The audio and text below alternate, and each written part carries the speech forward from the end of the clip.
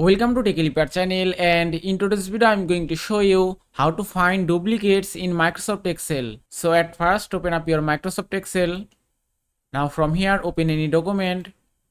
Now from here to find duplicates, at first you have to select here all the data. Then click on conditional formatting. Then click on highlight cell rules. And at the bottom you can see duplicate values. Then just click here. And then you can choose any color from here. Then click on OK, and here it is. And that way you can find your duplicate files or data. Also, if you want to remove your duplicate data, just click on data. Now from here select your all the data again, then click on remove duplicate icon.